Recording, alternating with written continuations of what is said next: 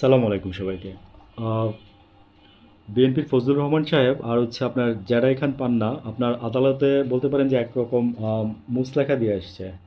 তো তাদেরকে আপনার গত সপ্তাহে আপনার আন্তর্জাতিক আদালতের আপনার ট্রাইব্যুনাল মানে মানে এই বিচার তারা মানে না, মানে ট্রাইব্যুনালের গঠন ঠিক নাই। ফজলুর রহমান সাহেব বলছে আপনার সম্ভবত, আমি যদি ভুল না করে থাকি, চ্যানেল আয়ের আপনার তৃতীয় মাত্রা অনুষ্ঠানে গিয়ে উনি এই কথা বলছে যে 45 মিনিটের একটা অনুষ্ঠানে বলছে যে এই তিনি মানেন না।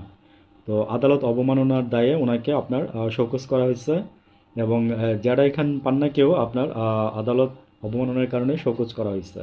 দুজনের রিজন ছিল একটাই, যে তারা এই আদালত মানে না, যেটা নাকি আন্তর্জাতিকভাবে স্বীকৃত। যে আদালত যে আইন মনে করেন যে আপনার 71 সালের আগে পরে 73 সালে আপনার বিচার করা যাবে, আগে পরে এই ট্রাইব্যুনালে বিচার করা যাবে।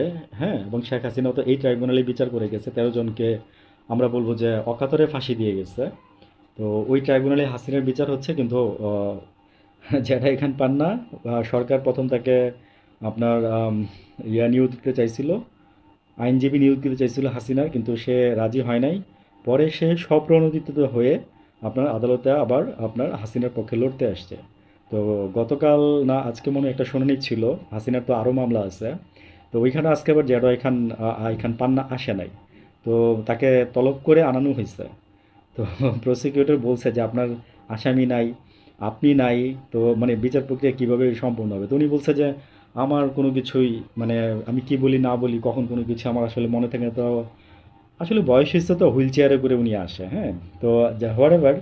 আর ফজলুর রহমান সাহেবের বিষয়টা হচ্ছে, ওনাকে বলা হয়েছিল যে 8 তারিখের মধ্যে আপনার ওনার শোকসের মানে উত্তর দেওয়ার জন্য আর কি। তো উনি আপনার আজকেই চলে গেছে, আজকেই গেছে। ওনাকে সাথে বলা হয়েছিল যে আপনার ওকালতি সার্টিফিকেটটাও নিয়ে এসেছেন।